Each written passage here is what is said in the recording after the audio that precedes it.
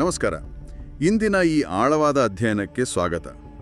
ಉಗಾದಿ ಹಬ್ಬದ ದಿನ ಮುಂಜಾನೆ ನಾವು ತಿನ್ನುವ ಆ ಕಹಿಯಾದ ಬೇವು ಮತ್ತು ಸಿಹಿಯಾದ ಬೆಲ್ಲ, ಇದೆಲ್ಲ ಕೇವಲ ಜೀವನದ ಕಷ್ಟ ಸುಖಗಳನ್ನು ಸಮಾನವಾಗಿ ತಗೋಬೇಕು ಅಂತ ಹೇಳುವ ಒಂದು ತತ್ವಜ್ಞಾನದ ಪಾಠ ಮಾತ್ರ ಅಂತ ಅಂದುಕೊಂಡಿದ್ದೀರಾ? ಸಾಮಾನ್ಯವಾಗಿ ಎಲ್ಲರೂ ಹಾಗೆ ಅಂದುಕೊಳ್ಳೋದು. ಹೊಸ ಬಟ್ಟೆ, ಹಬ್ಬದ ಊಟ, ಒಂದಿಷ್ಟು ಸಂಪ್ರದಾಯ ಅಷ್ಟೇ ಅಲ್ವಾ? ಹೌದು, ಆದರೆ ಅದು ಕೇವಲ ಸಾಂಸ್ಕೃತಿಕ ಆಚರಣೆ ಅಲ್ಲ. ಅದೊಂದು ಅತ್ಯಂತ ನಿಖರವಾದ, ವೈಜ್ಞಾನಿಕವಾಗಿ ಲೆಕ್ಕಾಚಾರ ಹಾಕಿದ ಒಂದು ನಿರ್ದಿಷ್ಟ ಕಾಸ್ಮಿಕ್ ಘಟನೆಗೆ ನಮ್ಮ ದೇಹನ ಸಿದ್ಧಪಡಿಸೋ ಮೆಡಿಕಲ್ ಪ್ರಿಸ್ಕ್ರಿಪ್ಷನ್ ಅಂದ್ರೆ ನಂಬ್ತೀರಾ? ಮೇಲ್ನೋಟಕ್ಕೆ ಇದು ಕೇವಲ ಹಬ್ಬ ಅನಿಸಿದ್ರೂ ಇದರ ಹಿಂದೆ ನಿಜಕ್ಕೂ ಬೆರಗುಗೊಳಿಸೋ ವಿಜ್ಞಾನ ಅಡಗಿದೆ. ಉಗಾದಿ ಅಂದ್ರೆ ಪ್ರಕೃತಿಯಲ್ಲಿ ಅಳೆಯಬಹುದಾದ ನೈಜ ಕಾಸ್ಮಿಕ್ ಹೊಸ ವರ್ಷ ಅನ್ನೋದನ್ನ ಬಿಡಿಸಿ ನೋಡೋಣ. ಸರಿ, ಇದೊಂದು ಅತ್ಯುತ್ತಮವಾದ ಆರಂಭ. ಈ ಪ್ರಾಚೀನ ವೈದಿಕ ಕಾಲಗಣನೆ ಇದೆಯಲ್ಲ, ಅದು ಇವತ್ತಿನ ಥರ ಕೇವಲ ದಿನಗಳನ್ನ ಎಣಿಸೋ ಯಾಂತ್ರಿಕ ವ್ಯವಸ್ಥೆ ಆಡಿರ್ಲಿಲ್ಲ. ಅಂದ್ರೆ ಗೋಡೆ ಮೇಲಿರೋ ಕ್ಯಾಲೆಂಡರ್ ತರ ಅಲ್ಲ ಅಂತ. ಹೌದು, ಅದೇ. ಬದಲಾಗಿ ಅದು ಪ್ರಕೃತಿಯನ್ನ ಬಹಳ ಸೂಕ್ಷ್ಮವಾಗಿ ವೀಕ್ಷಣೆ ಮಾಡೋ ಒಂದು ಜೀವಂತ ಪ್ರಕ್ರಿಯೆಯಾಗಿತ್ತು. ಇಲ್ಲಿನ ಅಚ್ಚರಿಯ ವಿಚಾರ ಏನ್ ಗೊತ್ತಾ? ಹೇಳಿ. ಉಗಾದಿಯನ್ನ ಯಾರೋ ಒಬ್ರು ಕುಳಿತು ಆವಿಷ್ಕಾರ ಮಾಡಿದ್ದಲ್ಲ, ಬದಲಾಗಿ ಪ್ರಕೃತಿಯಲ್ಲೇ ನಡೀತಿದ್ದ ಒಂದು ಅದ್ಭುತ ಬದಲಾವಣೆಯನ್ನ ಅವ್ರು ಕಂಡುಹಿಡಿದ್ರು. ಓಹೋ, ಡಿಸ್ಕವರ್ ಮಾಡಿದ್ದು ಅಂತ. ನಿಖರವಾಗಿ ಈ ಹಬ್ಬದ ಹೆಸರಿನಲ್ಲೇ ಆ ಸಂಪೂರ್ಣ ಖಗೋಳ ವಿಜ್ಞಾನದ ರಹಸ್ಯ ಅಡಗಿದೆ ನೋಡಿ. ಸಂಸ್ಕೃತದಲ್ಲಿ ಯುಗ ಅಂದ್ರೆ ಒಂದು ನಿರ್ದಿಷ್ಟವಾದ ಕಾಲಚಕ್ರ. ಸರಿ. ಮತ್ತೆ ಆದಿ ಅಂದ್ರೆ ಅದರ ಆರಂಭ. ಅಂದ್ರೆ ಉಗಾದಿ ಅಂದ್ರೆ ಒಂದು ಹೊಸ ಕಾಲಚಕ್ರದ ನೈಸರ್ಗಿಕ ಆರಂಭ. ನಾವಿವತ್ತು ಬಳಸೋ ಆಧುನಿಕ ಕ್ಯಾಲೆಂಡರ್ಗಳನ್ನ ನೋಡಿದ್ರೆ ಜನವರಿ 1ನೇ ತಾರೀಕು ಹೊಸ ವರ್ಷ ಅಂತೀವಿ. ಆದ್ರೆ ಅಂದು ಪ್ರಕೃತಿಯಲ್ಲಿ ಏನ್ ಬದಲಾವಣೆ ಆಗತ್ತೆ? ಆಕಾಶದಲ್ಲಾಗ್ಲಿ ಅಥವಾ ಭೂಮಿಯ ವಾತಾವರಣದಲ್ಲಾಗ್ಲಿ ಯಾವುದೇ ಭೌತಿಕ ಬದಲಾವಣೆ ಆಗೋದಿಲ್ಲ. ಅದೊಂದು ಕೇವಲ ಮಾನವ ನಿರ್ಮಿತ ಸಂಖ್ಯೆಗಳ ಆಧಾರಿತ ದಿನಾಂಕ ಅಷ್ಟೇ. ನಿಜ, ಕೇವಲ ನಂಬರ್ಸ್ ಬದಲಾಗತ್ತೆ. ಚೈತ್ರ ಮಾಸದ ಆರಂಭದಲ್ಲಿ ಚಂದ್ರ ಮತ್ತು ಸೂರ್ಯರು ವಸಂತ ಋತುವಿನ ಆಗಮನದ ಜೊತೆಗೆ ಒಂದೇ ಸಾಲಿನಲ್ಲಿ ಬಂದಾಗ ಈ ಉಗಾದಿ ಸಂಭವಿಸುತ್ತೆ. ಅಂದ್ರೆ ಇದು ಸುಮ್ಮನೆ ಯಾದೃಚ್ಛಿಕವಾಗಿ ನಿಗದಿಪಡಿಸಿದ ದಿನಾಂಕ ಅಲ್ಲ, ಬದಲಾಗಿ ಬ್ರಹ್ಮಾಂಡದ ಗಡಿಯಾರದಲ್ಲಿ ಆಗೋ ಒಂದು ನಿಖರವಾದ ಬದಲಾವಣೆ ಅಂತಾಯ್ತು. ಖಂಡಿತ. ಆಧುನಿಕ ಕ್ಯಾಲೆಂಡರ್ಗಳು ಕೇವಲ ಅಂಕಿಅಂಶಗಳಿಗೆ ಅಂಟಿಕೊಂಡಿವೆ. ಆದರೆ ಪ್ರಾಚೀನ ಭಾರತೀಯರು ಸಮಯವನ್ನ ಋತುಗಳು, ಸೂರ್ಯನ ಚಲನೆ ಮತ್ತೆ ಕೃಷಿಯ ಆಧಾರದ ಮೇಲೆ ಅಳಿತಾ ಇದ್ರು. ಇದನ್ನೇ ನಾವು ಖಗೋಳ ವಿಜ್ಞಾನದ ಪ್ರಕಾರ ನೋಡಿದ್ರೆ ವಸಂತ ಋತುವಿನ ಸಂಕ್ರಾಂತಿ ಅಂದ್ರೆ ವರ್ನಲ್ ಇಕ್ವಿನಾಕ್ಸ್ ಬಗ್ಗೆ ನಾವು ತಿಳ್ಕೊಳ್ಳೇಬೇಕು ಅಲ್ವಾ? ಹೌದು. ಭೂಮಿ ತನ್ನ ಅಕ್ಷದ ಮೇಲೆ ಸ್ವಲ್ಪ ವಾಲಿಕೊಂಡೇ ಸೂರ್ಯನನ್ನ ಸುತ್ತುತ್ತೆ ಅನ್ನೋದು ನಮಗೆಲ್ಲರಿಗೂ ಗೊತ್ತಿರೋ ವಿಚಾರ. ಸರಿ. ಈ ನಿರ್ದಿಷ್ಟ ವಸಂತ ಸಂಕ್ರಾಂತಿ ಸಮಯದಲ್ಲಿ ಸೂರ್ಯನ ಕಿರಣಗಳು ಭೂಮಿಯ ಕಾಲ್ಪನಿಕ ಸಮಭಾಜಕ ವೃತ್ತದ ಮೇಲೆ ಅಂದ್ರೆ ಈಕ್ವೇಟರ್ ಮೇಲೆ ನೇರವಾಗಿ ಬೀಳುತ್ತೆ. ಓಹೋ, ಇದರ ಪರಿಣಾಮವಾಗಿ ಹಗಲು ಮತ್ತೆ ರಾತ್ರಿಯ ಅವಧಿ ಬಹುತೇಕ ಸಮಾನ ಆಗಿರುತ್ತಾ? ನಿಖರವಾಗಿ.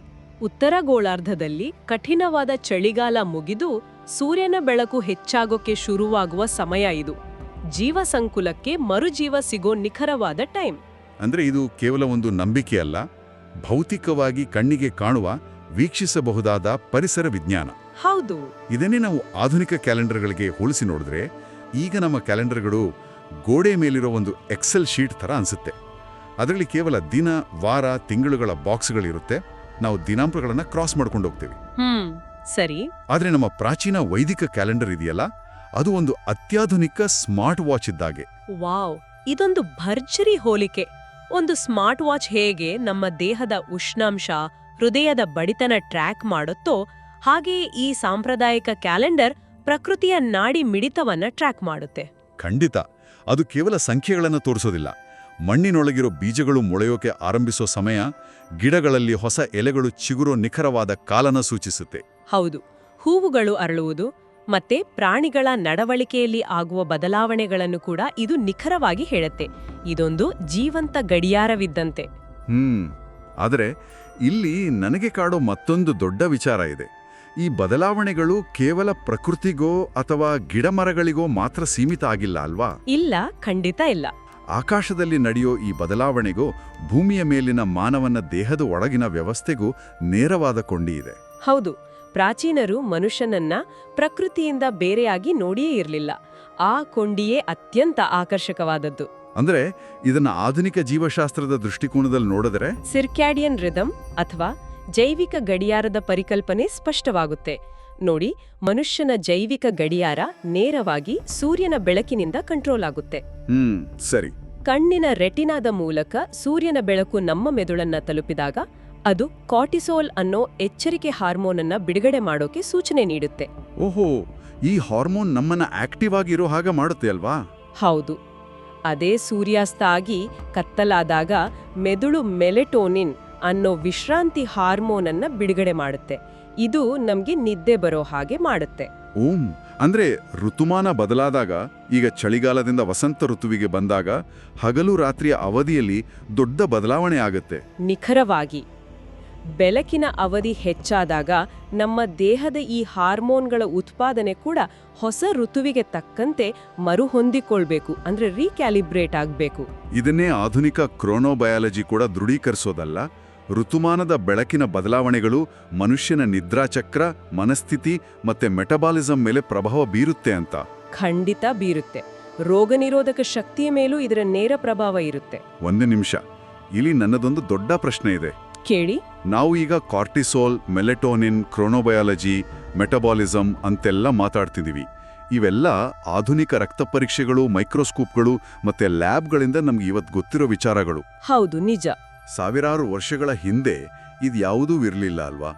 ಹಾಗಿದ್ದಾಗ ನಮ್ಮ ಪೂರ್ವಜರಿಗೆ ನಿದ್ರಾಚಕ್ರ, ಜೀರ್ಣಶಕ್ತಿ ಮತ್ತೆ ರೋಗ ನಿರೋಧಕ ಶಕ್ತಿಯ ಮೇಲಾಗೋ ಈ ಸೂಕ್ಷ್ಮ ಬದಲಾವಣೆಗಳು ಹೇಗೆ ಗೊತ್ತಾಯ್ತು? ಇದು ನಿಜಕ್ಕೂ ಅದ್ಭುತವಾದ ಪ್ರಶ್ನೆ ಅಲ್ವಾ?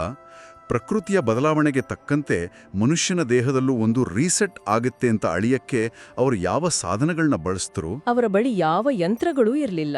ಅವರ ಅದ್ಭುತವಾದ ವೀಕ್ಷಣಾ ಸಾಮರ್ಥ್ಯ ಮತ್ತೆ ಪ್ರಯೋಗಶೀಲತೆಯ ಅವರ ಸಾಧನ. ಅಂದ್ರೆ ಅವರ ದೇಹವೇ ಅವರಿಗೆ ಅತಿ ದೊಡ್ಡ ಪ್ರಯೋಗಾಲಯ ಆಗಿತ್ತ? ನಿಖರವಾಗಿ. ಅವರಿಗೆ ಮೈಕ್ರೋಸ್ಕೋಪ್ಗಳ ಅಗತ್ಯ ಇರಲಿಲ್ಲ. ನಾಡಿಮಿಡಿತವನ್ನ ಪರೀಕ್ಷೆ ಮಾಡೋದು, ಚರ್ಮದ ಕಾಂತಿ, ನಿದ್ರೆಯ ಗುಣಮಟ್ಟ ಮತ್ತೆ ಋತುಗಳು ಬದಲಾದಾಗ ಹಸಿವಿನಲ್ಲಿ ಆಗೋ ಏರುಪೇರುಗಳನ್ನ ಅವರು ವೀಕ್ಷಣೆ ಮಾಡಿದ್ರು. ಓಹೋ, ದಶಕಗಳ ಕಾಲ, ಶತಮಾನಗಳ ಕಾಲ ನಿರಂತರವಾಗಿ ದಾಖಲೆ ಮಾಡಿದ್ರು ಅಂತ. ಹೌದು. ಉದಾಹರಣೆಗೆ, ಚಳಿಗಾಲದಲ್ಲಿ ಮನುಷ್ಯನ ಜೀರ್ಣಶಕ್ತಿ ಬಹಳ ಚುರುಕಾಗಿರುತ್ತೆ. ಆದ್ರೆ ವಸಂತ ಋತು ಬಂದಾಗ ಆ ಜೀರ್ಣಶಕ್ತಿ ಇದ್ದಕ್ಕಿದ್ದಂತೆ ದುರ್ಬಲ ಆಗತ್ತೆ. ಇದನ್ನ ಅವರು ಕೇವಲ ಅನುಭವದಿಂದ ಅರಿತುಕೊಂಡ್ರು ಅಲ್ವಾ? ಹೌದು. ಮತ್ತೆ ಅದನ್ನ ತಾಳೆ ಮಾಡಿ ನೋಡಿದ್ರು. ಇದೇ ಕಾರಣಕ್ಕೆ ಜೈವಿಕವಾಗಿ ಮನುಷ್ಯನ ದೇಹ ಸಂಪೂರ್ಣವಾಗಿ ರೀಸೆಟ್ ಆಗುವ ಈ ನೈಸರ್ಗಿಕ ಸಮಯವನ್ನೇ ಅವರು ಹೊಸ ವರ್ಷದ ಆರಂಭ ಅಂತ ನಿಗದಿ ಮಾಡಿದ್ರು. ವಾವ್! ಅಂದ್ರೆ ಅವ್ರ ಬಳಿ ಆಧುನಿಕ ಯಂತ್ರಗಳು ಇರಲಿಲ್ಲ, ಆದರೆ ಅಪಾರವಾದ ಸಮಯ ಮತ್ತೆ ಸೂಕ್ಷ್ಮವಾದ ಗ್ರಹಣ ಶಕ್ತಿ ಇತ್ತು. ಅದ್ಭುತ. ಹೌದು. ಕೇವಲ ಸೂರ್ಯನ ಬೆಳಕು ಮತ್ತು ಋತುಮಾನಗಳ ಬದಲಾವಣೆ ಮಾತ್ರ ಅಲ್ಲ, ಅವರು ಸಮಯವನ್ನ ಅಳಿಯಕ್ಕೆ ಗ್ರಹಗಳ ದೀರ್ಘಕಾಲಿಕ ಚಲನೆಯನ್ನು ಬಳಸ್ತಿದ್ರು ಅನ್ನೋದನ್ನ ನಮ್ಮ ಮೂಲಗಳು ವಿವರಿಸ್ತವೆ. ನಾವು ಪ್ರತಿ ವರ್ಷ ಉಗಾದಿ ಬಂದಾಗ ಪ್ರಭವ, ವಿಭವ, ಶುಕ್ಲ, ಪ್ರಮೋದ ಅಂತ ಬೇರೆ ಬೇರೆ ಹೆಸರುಗಳನ್ನ ಕೇಳ್ತೀವಿ. ಹೌದು. ಒಟ್ಟು 60 ವರ್ಷಗಳ ಸಂವತ್ಸರ ಚಕ್ರ ಇದೆ ಅಲ್ವಾ? ಅದೇ ನನ್ಗೊಂದು ದೊಡ್ಡ ಪ್ರಶ್ನೆ ಕಾಡ್ತಿದೆ. ಕೇವಲ 10 ಅಥವಾ 100 ವರ್ಷಗಳ ಲೆಕ್ಕ ಇಡಬಹುದಿತ್ತು ಅಲ್ವಾ? ಈ 60ರ ಹಿಂದಿನ ರಹಸ್ಯ ಏನು? ಇವು ಸುಮ್ಮನೆ ಇಟ್ಟ ಹೆಸರುಗಳಂತೂ ಆಗಿರೋಕ್ ಸಾಧ್ಯನೇ ಇಲ್ಲ. ಖಂಡಿತ ಇಲ್ಲ. ನೀವು ಎತ್ತಿರೋ ಈ ಪ್ರಶ್ನೆ ಬಹಳ ಆಳವಾದದ್ದು. ಈ 60 ವರ್ಷಗಳ ಸಂವತ್ಸರ ಚಕ್ರ ಇದೆಯಲ್ಲ, ಇದು ಗುರು ಮತ್ತು ಶನಿ ಗ್ರಹಗಳ ದೀರ್ಘಾವಧಿಯ ಚಲನೆಯ ಆಧಾರದ ಮೇಲೆ ನಿಖರವಾಗಿ ರೂಪಿತವಾದದ್ದು. ಅಂದ್ರೆ ಪ್ರಾಚೀನ ವಿಜ್ಞಾನ ಗ್ರಹಗಳು ಮನುಷ್ಯನ ಜೀವನವನ್ನ ಮಾಂತ್ರಿಕವಾಗಿ ಕಂಟ್ರೋಲ್ ಮಾಡುತ್ತೆ ಅಂತ ಕುರುಡಾಗಿ ಹೇಳಲ್ವಾ? ಇಲ್ಲವೇ ಇಲ್ಲ. ಬದಲಾಗಿ ಆಕಾಶದಲ್ಲಿರೋ ಬೃಹತ್ ಗ್ರಹಗಳನ್ನ ಅವರು ಕಾಸ್ಮಿಕ್ ಗಡಿಯಾರಗಳ ಮುಳ್ಳುಗಳ ಥರ ನೋಡ್ತಿದ್ರು. ಓಹೋ, ಗಡಿಯಾರದ ಮುಳ್ಳುಗಳು. ಹೌದು. ಸೌರವ್ಯೂಹದ ಅತಿದೊಡ್ಡ ಗ್ರಹವಾದ ಗುರು ಸೂರ್ಯನನ್ನ ಒಮ್ಮೆ ಸುತ್ತೋಕೆ ಸುಮಾರು 12 ವರ್ಷಗಳನ್ನ ತಗೊಳುತ್ತೆ. ಸರಿ, ಗುರುಗೆ 12 ವರ್ಷ. ಹಾಗೆಯೇ ನಿಧಾನವಾಗಿ ಚಲಿಸೋ ಶನಿ ಗ್ರಹ ಸೂರ್ಯನನ್ನ ಒಮ್ಮೆ ಸುತ್ತೋಕೆ ಸುಮಾರು 30 ವರ್ಷಗಳನ್ನ ತಗೊಳುತ್ತೆ. ಅರೆ, 12 ಮತ್ತೆ 30. ಹೌದು. ಇವೆರಡೂ ಗ್ರಹಗಳು ಆಕಾಶದಲ್ಲಿ ತಮ್ಮ ಮೂಲ ಸ್ಥಾನಕ್ಕೆ ಒಟ್ಟಾಗಿ ಮರಳಿ ಬಂದು ಒಂದೇ ನೇರದಲ್ಲಿ ನಿಲ್ಲೋಕೆ ತಗೊಳ್ಳುವ ಸಮಯವೇ ಈ 60 ವರ್ಷ. ವಾವ್! ಅಂದ್ರೆ 12 ಮತ್ತೆ 30ರ LCM 60. ಇದು ಬೃಹತ್ ಮಟ್ಟದ ಕಾಸ್ಮಿಕ್ ಗಡಿಯಾರ ತನ್ನ ಒಂದು ಪೂರ್ಣ ಸುತ್ತನ್ನ ಮುಗಿಸಿ ಮತ್ತೆ 0ಯಿಂದ ಆರಂಭ ಆಗೋ ಪ್ರಕ್ರಿಯೆ. ನಿಖರವಾಗಿ. ಋತುಗಳು ಹೇಗೆ ಕೃಷಿಯ ಮೇಲೆ ಪ್ರಭಾವ ಬೀರುತ್ತೋ ಹಾಗೆಯೇ ಈ ದೀರ್ಘಾವಧಿಯ ಗ್ರಹಗತಿಗಳು ಭೂಮಿಯ ಕಾಂತಕ್ಷೇತ್ರ, ಹವಾಮಾನದ ಚಕ್ರಗಳ ಮೇಲೆ ಪ್ರಭಾವ ಬೀರುತ್ತೆ ಅಂತ ಅವಳಿಗೆ ಗೊತ್ತಿತ್ತು. ಅಂದ್ರೆ ಸಮಯ ಅನ್ನೋದು ಯುರೋಪಿಯನ್ ಪರಿಕಲ್ಪನೆಯಂತೆ ಒಂದು ಸರಳ ರೇಖೆಯಲ್ಲಿ ಸಾಗುವಂಥದ್ದಲ್ಲ. ಅಲ್ಲ, ಅದೊಂದು ನಿರಂತರವಾಗಿ ಪುನರಾವರ್ತನೆಯಾಗುವ ಬೃಹತ್ ಚಕ್ರ. ಇದೇ ಇದರ ಹಿಂದಿನ ವಿಜ್ಞಾನ. ಇದು ಅಕ್ಷರಶಃ ಖಗೋಳಶಾಸ್ತ್ರದ ಉತ್ತುಂಗ. ಆದರೆ ಈ ಕಠಿಣವಾದ ವಿಜ್ಞಾನನ, ಗುರು ಶನಿಯರ ಕಕ್ಷೆಯ ಲೆಕ್ಕಾಚಾರನ ಸಾಮಾನ್ಯ ಜನರಿಗೆ, ಅಂದರೆ ಹೊಲದಲ್ಲಿ ಕೆಲಸ ಮಾಡೋ ರೈತರಿಗೆ ಅರ್ಥ ಮಾಡಿಸೋದು ಹೇಗೆ? ಅದೇ ಒಂದು ಸವಾಲಲ್ವಾ? ಹೌದು. ಗ್ರಹಗಳ ಚಲನೆಯ ಲೆಕ್ಕಾಚಾರ ಸಾಮಾನ್ಯ ಜನರಿಗೆ ತಲೆನೋವು ತರಿಸೋ ವಿಚಾರ. ಆದರೆ ಪ್ರಾಚೀನ ಋಷಿಗಳು ಇದಕ್ಕಾಗಿ ಒಂದು ಅದ್ಭುತವಾದ ದಾರಿ ಕಂಡುಕೊಂಡ್ರು ಅಂತ ಮೂಲಗಳು ಹೇಳ್ತವೆ. ಹೌದು, ಅವರು ಈ ಸಂಕೀರ್ಣ ವಿಜ್ಞಾನನ ಕಥೆಗಳ ಮೂಲಕ ಜನರಿಗೆ ತಲುಪಿಸಿದ್ರು. ಕಥೆಗಳು ಮಾನವನ ಮೆದುಳಿಗೆ ಬಹಳ ಬೇಗ ಅರ್ಥ ಆಗುತ್ತಲ್ವಾ? ಖಂಡಿತ. ಬ್ರಹ್ಮನು ಈ ಇಡೀ ಸೃಷ್ಟಿಯನ್ನ ಆರಂಭಿಸಿದ್ದು ಇದೇ ಉಗಾದಿಯ ದಿನ ಅಂತ ಪುರಾಣಗಳು ಹೇಳ್ತವೆ. ಸರಿ. ದ್ವಾಪರಯುಗ ಮುಗಿದು ಶ್ರೀಕೃಷ್ಣನ ನಿರ್ಗಮನದ ನಂತರ ಕಲಿಯುಗ ಅನ್ನೋ ಹೊಸ ಯುಗ ಆರಂಭ ಆಗಿದ್ದು ಕೂಡ ಉಗಾದಿಯೆಂದೇ. ಅರೆ, ಹೌದಲ್ವಾ? ಅಷ್ಟೇ ಅಲ್ಲ, ಸುದೀರ್ಘ ವನವಾಸದ ನಂತರ ಶ್ರೀರಾಮನು ಅಯೋಧ್ಯೆಗೆ ಮರಳಿ ಪಟ್ಟಾಭಿಷೇಕ ಮಾಡಿಕೊಂಡಿದ್ದು ಇದೇ ಚೈತ್ರ ಮಾಸದ ಶುಕ್ಲ ಪಕ್ಷದ ಪಾಡ್ಯದಂದು. ಈ ಕಥೆಗಳನ್ನ ಉಗಾದಿಯೊಂದಿಗೆ ಆಳವಾಡಿ ಬೆಸೆಯಲಾಗಿದೆ. ಈ ಕಥೆಗಳನ್ನು ಗಮನಿಸ್ತಾ ಇದ್ರೆ ನನಗೊಂದು ವಿಚಾರ ಬಹಳ ಸ್ಪಷ್ಟ ಆಗ್ತಿದೆ. ಪ್ರಾಚೀನ ಋಷಿಗಳು ಈ ಪುರಾಣದ ಕಥೆಗಳನ್ನು ಒಂದು ಜಿಪ್ ಫೈಲ್ ಅಥವಾ ಓಪನ್ ಸೋರ್ಸ್ ಸಾಫ್ಟ್ವೇರ್ ಥರ ಬಳಸಿದ್ದಾರೆ. ಅದ್ಭುತವಾದ ಅನಾಲಜಿ. ಸಾಮಾನ್ಯ ಜನರಿಗೆ ನಕ್ಷತ್ರಗಳ ಕೋನ, ಅಕ್ಷಾಂಶ ರೇಖಾಂಶಗಳನ್ನು ವಿವರಿಸೋದು ಕಷ್ಟ. ಹಾಗಾಗಿ ಆ ಸಂಕೀರ್ಣವಾದ ಗಣಿತನ ಒಂದು ಸುಂದರವಾದ ಭಾವನಾತ್ಮಕವಾದ ಕಥೆಯ ಜಿಪ್ ಫೈಲ್ ಒಳಗೆ ಸೇರಿಸಿದ್ರು. ಹೌದು. ಆಮೇಲೆ ಅದನ್ನ ಹಬ್ಬದ ರೂಪದಲ್ಲಿ ಎಲ್ಲರಿಗೂ ಉಚಿತವಾಗಿ ಸಿಗೋ ಹಾಗೆ ಮಾಡಿದ್ರು. ಆ ಕಥೆಗಳನ್ನು ಕೇಳಿದಾಗೆಲ್ಲ, ಅಂದ್ರೆ ಶ್ರೀರಾಮನ ಪಟ್ಟಾಭಿಷೇಕದ ಕಥೆ ಕೇಳಿದಾಗ ಜನರಿಗೆ ಅಂಧಕಾರ ಕಳೆದು ಹೊಸ ಬೆಳಕು ಬಂತು, ಹಳೆಯ ಕಷ್ಟಗಳು ಮುಗಿದು ಹೊಸ ಆರಂಭ ಆಯಿತು ಅನ್ನೋ ಅರಿವಾಗ್ತಿತ್ತು. ನಿಜ. ಈ ಕಥೆಗಳನ್ನ ನಾವು ಕೇವಲ ಐತಿಹಾಸಿಕ ಘಟನೆಗಳಾಗಿ ನೋಡಬಾರ್ದು. ಇವು ಹಳೆಯದನ್ನ ಬಿಟ್ಟು ಹೊಸದನ್ನ ಅಪ್ಪಿಕೊಳ್ಳುವ ಮಾನಸಿಕ ನವೀಕರಣದ, ಅಂದ್ರೆ ಸೈಕಲಾಜಿಕಲ್ ರಿನ್ಯೂವಲ್ನ ಪ್ರಬಲ ಸಂಕೇತಗಳು. ಎಂಥ ಅದ್ಭುತ ತಂತ್ರ ಇದು! ಕಥೆಗಳ ಮೂಲಕ ವಿಜ್ಞಾನವನ್ನ ಸಂಸ್ಕೃತಿಯೊಳಗೆ ಜೀವಂತವಾಗಿ ಇಡೋ ಈ ಕಲೆ ನಿಜಕ್ಕೂ ಅನನ್ಯ. ಹೌದು. ಬ್ರಹ್ಮನ ಸೃಷ್ಟಿ, ಕೃಷ್ಣನ ನಿರ್ಗಮನ, ರಾಮನ ಆಗಮನ, ಇವೆಲ್ಲವೂ ಪ್ರಕೃತಿಯು ಚಳಿಗಾಲದ ಜಡತ್ವದಿಂದ ವಸಂತ ಋತುವಿನ ಚೈತನ್ಯಕ್ಕೆ ಬದಲಾಗುವಾಗ ನಡೆಯೋ ನೈಸರ್ಗಿಕ ಪ್ರಕ್ರಿಯೆಯ ಕಥಾರೂಪಗಳು ಅಷ್ಟೇ. ಸರಿ, ಈಗ ನಾವು ಆಕಾಶದ ಗ್ರಹಗಳ ಚಲನೆ ಮತ್ತೆ ಪುರಾಣದ ಕಥೆಗಳಿಂದ ನೇರವಾಗಿ ನಮ್ಮ ಮನೆಗಳ ಅಡಿಗೆ ಮನೆಗೆ ಬರೋಣ. ಅಂದ್ರೆ ಹಬ್ಬದ ತಟ್ಟೆ ಕಡೆಗೆ. ಖಂಡಿತ ಬರೋಣ. ಉಗಾದಿ ಎಂದು ತಕ್ಷಣ ಎಲ್ರಿಗೂ ನೆನಪಾಗೋದು ಬೇವು ಬೆಲ್ಲ. ಸಾಮಾನ್ಯವಾಗಿ ನಾವಿದನ್ನ ಜೀವನದ ಸಿಹಿ ಕಹಿಗಳ, ಕಷ್ಟ ಸುಖಗಳ ಸಾಂಕೇತಿಕ ಪ್ರತಿನಿಧಿ ಅಂತ ಒಂದು ಸುಂದರವಾದ ತತ್ವಜ್ಞಾನ ಅಂತ ಭಾವಿಸ್ತೀವಿ. ಹೌದು. ಆದರೆ ಇದರ ಹಿಂದೆಯೂ ಅತ್ಯಂತ ಪ್ರಬಲವಾದ ಕಟ್ಟುನಿಟ್ಟಿನ ಜೀವಶಾಸ್ತ್ರೀಯ ವಿಜ್ಞಾನ ಇದೆ ಅನ್ನೋದನ್ನ ನಮ್ಮ ಮೂಲಗಳು ತೆರೆದಿಡುತ್ತವೆ. ಹೌದು, ಇದೇ ನಮ್ಮ ಅಡುಗೆ ಮನೆಯ ಔಷಧಾಲಯ. ಈ ಬೇವು ಬೆಲ್ಲದ ಹಿಂದಿನ ಅಸಲಿ ವಿಜ್ಞಾನವಾದರೂ ಏನು? ನೋಡಿ, ಆಯುರ್ವೇದ ವಿಜ್ಞಾನದಲ್ಲಿ ಉಗಾದಿಯ ಈ ಸಮಯವನ್ನ ಋತುಸಂಧಿ ಅಂತ ಕರೀತಾರೆ. ಋತುಸಂಧಿ ಅಂದ್ರೆ 2 ಋತುಗಳ ನಡುವಿನ ಸಂಧಿಕಾಲ ಅಲ್ವಾ? ನಿಖರವಾಗಿ. ಕಠಿಣವಾದ ಚಳಿಗಾಲ ಮುಗಿದು ವಾತಾವರಣದಲ್ಲಿ ಉಷ್ಣಾಂಶ ನಿಧಾನವಾಗಿ ಏರೋಕೆ ಶುರುವಾಗುವ ಬೇಸಿಗೆಯ ಆರಂಭದ ಕಾಲ ಇದು. ಸರಿ. ಈ ಬದಲಾವಣೆಯ ಸಮಯದ ಹಿಂದಿರೋ ವಿಜ್ಞಾನನ ನಾವು ಅರ್ಥ ಮಾಡ್ಕೊಳ್ಬೇಕು. ವಾತಾವರಣ ಬೆಚ್ಚಗಾಗ್ತಿದ್ದಂತೆ ಅದು ಬ್ಯಾಕ್ಟೀರಿಯಾ ಮತ್ತೆ ವೈರಸ್ಗಳಂತಹ ರೋಗಾಣುಗಳು ವೇಗವಾಗಿ ವೃದ್ಧಿಯಾಗೋಕೆ ಒಂದು ದೊಡ್ಡ ಇನ್ಕ್ಯುಬೇಟರ್ ಥರ ಕೆಲಸ ಮಾಡುತ್ತೆ. ಓಹೋ, ಇನ್ಕ್ಯುಬೇಟರ್. ಹೌದು. ಇನ್ನೊಂದೆಡೆ ಚಳಿಗಾಲದಲ್ಲಿ ಶೇಖರಣೆಯಾಗಿದ್ದ ಕಫ ದೋಷ ಈ ಶಾಖಕ್ಕೆ ಕರಗೋಕೆ ಶುರುವಾಗುತ್ತೆ. ಇದರಿಂದ ನಮ್ಮ ದೇಹದ ಜೀರ್ಣಶಕ್ತಿ ಇದ್ದಕ್ಕಿದ್ದಂತೆ ಕುಂಠಿತ ಆಗುತ್ತೆ. ಮತ್ತೆ ನಮ್ಮ ರೋಗ ನಿರೋಧಕ ಶಕ್ತಿ ಹೊಸ ವಾತಾವರಣಕ್ಕೆ ಹೊಂದಿಕೊಡೋಕೆ ಒದ್ದಾಡುತ್ತೆ. ಹೌದು. ಈ ಸೂಕ್ಷ್ಮ ಸಮಯದಲ್ಲಿ ಬೇವಿನ ಸೇವನೆ ಅತ್ಯಗತ್ಯ. ಬೇವು ಕೇವಲ ಕಹಿಯಲ್ಲ, ಅದರಲ್ಲಿರೋ ಅಜಾಡಿರಾಕ್ಟಿನ್ ಅನ್ನೋ ರಾಸಾಯನಿಕ ಸಂಯುಕ್ತಗಳು ಅದ್ಭುತವಾದ ಆಂಟಿಮೈಕ್ರೋಬಿಯಲ್ ಗುಣಗಳನ್ನು ಹೊಂದಿವೆ. ವಾವ್, ಅಜಾಡಿರಾಕ್ಟಿನ್. ಹೌದು. ಬೇವಿನ ಕಹಿ ಅಂಶ ನಮ್ಮ ಯಕೃತ್ತನ್ನ ಅಂದ್ರೆ ಲಿವರ್ ಅನ್ನ ಪ್ರಚೋದಿಸಿ ಪಿತ್ತರಸದ ಉತ್ಪಾದನೆಯನ್ನ ಹೆಚ್ಚಿಸುತ್ತೆ. ಇದು ಜೀರ್ಣಕ್ರಿಯೆಯನ್ನ ಸರಾಗ ಮಾಡುತ್ತೆ ಮತ್ತೆ ರಕ್ತವನ್ನ ಶುದ್ಧೀಕರಿಸುತ್ತೆ. ಸರಿ. ಮತ್ತೆ ಬೆಲ್ಲದ ಪಾತ್ರ ಏನು? ಕೇವಲ ಕಹಿಯನ್ನ ಮರೆಮಾಚೋಕ ಅಥವಾ ಅದಕ್ಕೂ ಒಂದು ವೈಜ್ಞಾನಿಕ ಕಾರಣ ಇದೆಯಾ? ಖಂಡಿತ ದೊಡ್ಡ ಕಾರಣ ಇದೆ. ವಸಂತ ಋತುವಿನ ಆರಂಭದಲ್ಲಿ ದೇಹಕ್ಕೆ ಶಕ್ತಿಯ ಅವಶ್ಯಕತೆ ಇರುತ್ತೆ. ಆದ್ರೆ ಸಂಸ್ಕರಿಸಿದ ಸಕ್ಕರೆ ತಿಂದ್ರೆ ಅದು ಇನ್ಸುಲಿನ್ ಮಟ್ಟನ ಏರ್ಪೇರ್ ಮಾಡುತ್ತೆ. ಹೌದು. ಆದ್ರೆ ಬೆಲ್ಲದಲ್ಲಿ ಐರನ್, ಮೆಗ್ನೀಷಿಯಂನಂತಹ ಅಗತ್ಯ ಖನಿಜಾಂಶಗಳು ಇವೆ. ಇದು ದೇಹಕ್ಕೆ ತಕ್ಷಣದ ಗ್ಲೂಕೋಸ್ ಶಕ್ತಿಯನ್ನ ಕೊಡುತ್ತೆ. ಓಹೋ, ಮತ್ತೆ ರಕ್ತಹೀನತೆಯನ್ನ ತಡೆಯುತ್ತೆ. ಹೌದು. ಜೊತೆಗೆ ಯಕೃತಿನಿಂದ ಹೊರಬರೋ ಕಲ್ಮಶಗಳನ್ನ ಹೊರಹಾಕೋಕೆ ಅಂದ್ರೆ ಡಿಟಾಕ್ಸಿಫೈ ಮಾಡೋಕೆ ಸಹಾಯ ಮಾಡುತ್ತೆ.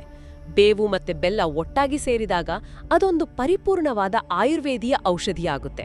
ಇದನ್ನ ಕೇಳ್ತಾ ಇದ್ರೆ ನನಗನ್ಸ್ತಿರೋದೇನ್ ಗೊತ್ತಾ? ಹೇಳಿ.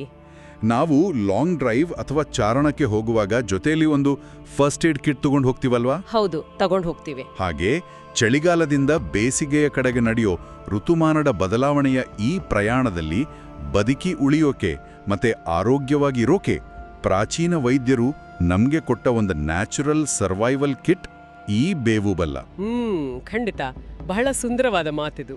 ಉಗಾದಿಯಂದು ನಾವು ತಿನ್ನೋ ಈ ಮಿಶ್ರಣ ಕೇವಲ ಮೂಢನಂಬಿಕೆಯಲ್ಲ, ಬದಲಾಗಿ ಋತು ಬದಲಾವಣೆಯ ಸಮಯದಲ್ಲಿ ಕಾಡುವ ರೋಗಗಳ ವಿರುದ್ಧ ಹೋರಾಡೋಕೆ ರೂಪಿಸದ ಅಪ್ಪಟ ರೋಗ ನಿರೋಧಕ ವಿಜ್ಞಾನ. ನಿಜ. ಇದು ಭೌತಿಕ ದೇಹದ ರಕ್ಷಣೆಯಾಯಿತು. ಆದ್ರೆ ಈ ಆಳವಾದ ಅಧ್ಯಯನದ ಮೂಲಗಳು ಕೇವಲ ಭೌತಿಕ ದೇಹದ ಆರೋಗ್ಯದ ಬಗ್ಗೆ ಮಾತ್ರ ಮಾತಾಡೋದಿಲ್ಲ. ಓ, ಇಲ್ಲಿಂದ ಚರ್ಚೆ ಭೌತಿಕತೆಯಿಂದ ಮಾನಸಿಕತೆಯ ಕಡೆಗೆ ತಿರುಗುತ್ತೆ ಅಲ್ವಾ? ಹೌದು. ಪ್ರಕೃತಿ ಹೇಗೆ ತನ್ನ ಹಳೆಯ ಒಣಗಿದ ಎಲೆಗಳನ್ನ ಉದ್ರಿಸಿ ಹೊಸ ಚಿಗುರನ್ನ ಅಪ್ಪಿಕೊಳ್ಳುತ್ತೋ, ಹಾಗೆಯೇ ಮನುಷ್ಯರು ಕೂಡ ತಮ್ಮ ಒಳಗಿನ ಹಳೆಯ ದ್ವೇಷ, ವೈಫಲ್ಯಗಳು ಮತ್ತೆ ನೋವುಗಳನ್ನ ಬಿಟ್ಟು ಬಿಡಬೇಕು ಅನ್ನೋದೇ ಇದರ ಆಶಯ. ಖಂಡಿತ. ಮತ್ತೆ ಇದನ್ನ ಇನ್ನೊಂದು ಕೋಣದಿಂದ ವಿಶ್ಲೇಷಣೆ ಮಾಡೋಣ. ಮನುಷ್ಯರ ವರ್ತನೆಯಲ್ಲಿ ಬದಲಾವಣೆ ತರೋಕೆ ಕೇವಲ ಉಪದೇಶಗಳು, ತತ್ವಜ್ಞಾನದ ಮಾತುಗಳು ಸಾಕಾ? ಇಲ್ಲ, ಸಾಲದು. ಆಧುನಿಕ ಮನೋವಿಜ್ಞಾನ ಸ್ಪಷ್ಟವಾಗಿ ಹೇಳುವಂತೆ ಮಾನವನ ಮೆದುಳಿಗೆ ಹಳೆಯ ಅಭ್ಯಾಸಗಳನ್ನು ಬಿಡೋಕೆ ಮತ್ತೆ ಹೊಸ ಗುರಿಗಳನ್ನು ಹಾಕ್ಕೊಳ್ಳೋಕೆ ಇಂತಹ ಮಾನಸಿಕ ಮೈಲಿಗಲ್ಲುಗಳು ಅನ್ನೇ ಸೈಕೊಲಾಜಿಕಲ್ ಮೈಲ್ ಸ್ಟೋನ್ಸ್ ಅತ್ಯಗತ್ಯ. ದೈನಂದಿನ ಜಂಜಾಟದಲ್ಲಿ ಸಿಲುಕಿರೋ ಮನಸ್ಸಿಗೆ ಹಳೆಯ ತಪ್ಪುಗಳನ್ನ ಮರೆತು ಹೊಸ ಭರವಸೆಯಿಂದ ಮುನ್ನಡೆಯೋಕೆ ಒಂದು ಸ್ಪಷ್ಟವಾದ ಗಡಿರೇಖೆಯ ಅಗತ್ಯ ಇರುತ್ತೆ ಅಲ್ವಾ? ಹೌದು. ಉಗಾದಿಯಂತಹ ಹಬ್ಬಗಳು ನಮ್ಗೆ ಒಂದು ರೀಸೆಟ್ ಬಟನ್ ಒದಗಿಸುತ್ತವೆ. ಇದು ಕೇವಲ ಹೊರಗಿನ ಮನೆಯನ್ನ ಶುದ್ಧ ಮಾಡೋ ಸಮಯ ಅಲ್ಲ, ಒಳಗಿನ ಮನಸ್ಸನ್ನ ಶುದ್ಧೀಕರಿಸೋಕೆ, ಧ್ಯಾನ ಮಾಡೋಕೆ ಮತ್ತೆ ಹೊಸ ಸಂಕಲ್ಪ ಮಾಡೋಕೆ ಅತ್ಯುತ್ತಮ ಸಮಯ. ನಿಜ. ಪ್ರಾಚೀನ ಭಾರತದಲ್ಲಿ ಖಗೋಳಶಾಸ್ತ್ರ, ಜೀವಶಾಸ್ತ್ರ, ಪರಿಸರ ವಿಜ್ಞಾನ ಮತ್ತೆ ಮನೋವಿಜ್ಞಾನಗಳು ಅಧ್ಯಾತ್ಮದಿಂದ ಪ್ರತ್ಯೇಕವಾಗಿ ಇರಲಿಲ್ಲ. ಅವೆಲ್ಲವೂ ಒಂದೇ ಸಮಗ್ರ ಜೀವನ ಶೈಲಿಯ ಭಾಗವಾಗಿ ಹೆಣೆದುಕೊಂಡಿದ್ದವು. ಅಂದ್ರೆ ವಿಜ್ಞಾನ ಮತ್ತೆ ಅಧ್ಯಾತ್ಮ ಎರಡು ಬೇರೆ ಬೇರೆ ದಾರಿಯಲ್ಲಿ ಸಾಗುವ ಎರಡು ಪ್ರತ್ಯೇಕ ನದಿಗಳಾಗಿರ್ಲಿಲ್ಲ, ಬದಲಾಗಿ ಒಂದೇ ರಥದ ಎರಡು ಗಾಲಿಗಳಾಗಿದ್ವು ಅಂತ ಹೇಳ್ಬೋದು. ಹೌದು, ಖಂಡಿತ. ಕ್ಯಾಲೆಂಡರ್ಗಳನ್ನ ಮತ್ತೆ ದಿನಾಂಕಗಳನ್ನ ಖಗೋಳಶಾಸ್ತ್ರ ನಿರ್ಧಾರ ಮಾಡಿದ್ರೆ, ಹಬ್ಬದ ದಿನ ನಾವು ಏನನ್ನ ತಿನ್ಬೇಕು ಅನ್ನೋದನ್ನ ಜೀವಶಾಸ್ತ್ರ ನಿರ್ಧರಿಸ್ತಿತ್ತು. ಮತ್ತೆ ಆಚರಣೆಗಳನ್ನ, ವಿಧಿವಿಧಾನಗಳನ್ನ ಮನೋವಿಜ್ಞಾನ ರೂಪಿಸಿದ್ರೆ ಹಬ್ಬದ ಒಟ್ಟಾರೆ ಸ್ವರೂಪವನ್ನ ಪರಿಸರ ವಿಜ್ಞಾನ ಕಂಟ್ರೋಲ್ ಮಾಡ್ತಿತ್ತು. ವಾವ್!